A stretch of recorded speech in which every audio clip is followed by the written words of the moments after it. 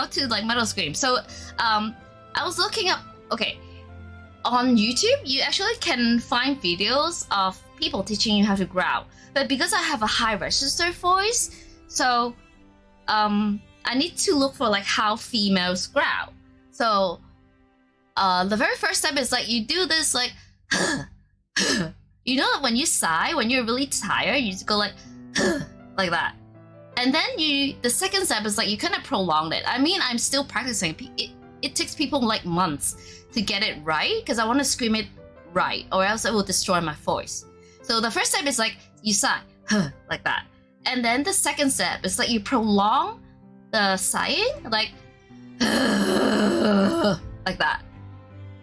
And this is the step I am at right now because on the first step, the third step, and the final step, it's harder for me. I can try it here, but well, let me change the mic volume a little bit. I don't want to burst my mic. Okay, so the first step is like just like the long sighing, but then with more diaphragm work. Diaphragm is like where you feel your rib cage, just slightly right underneath your rib cage. Yeah, I'm at the step of prolonging the sigh. So just right underneath your rib cage, there's like a little bouncy muscle that is like the diaphragm. So when you sing, this is actually where the support comes in. A lot of the singers, when a lot of people sing, they put the focus, the support at the throat, like up at the throat, which can damage your voice. So what you want is like you take a breath, and then you hold up your rib cage, and when you breathe it out, you don't move your rib cage, because if you do it naturally, when you breathe, your rib cage will collapse like naturally. But if you hold it up, you take a breath, and then you just slowly breathe it out and not letting the rib cage collapse. This is how you sing. This is like, yeah. So let me try the first step. It's like the and with if I push it with like the diaphragm, it'll be a stronger sound. It'll be like like that. So this is like you can hear like you get more force, right? Yeah, it still feel force. I'm still learning. I can still feel a little bit tension on my throat, which is not good.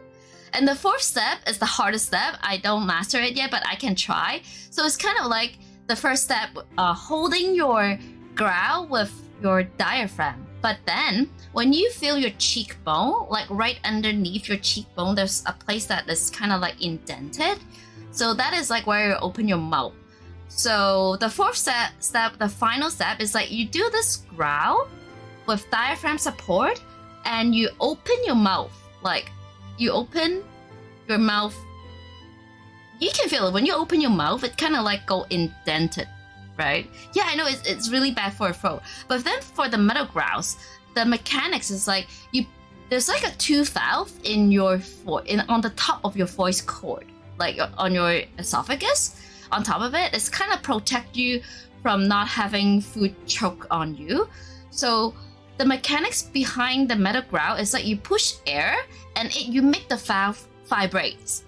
So the growling sound is actually coming from the air from the diaphragm, and you push it out really quickly, and then the two valves kind of vibrate together. So let me try to do it. It will be bad, but yeah, learning curve. Like I have to learn, right? So I do the and then and with diaphragm support and open my mouth like that.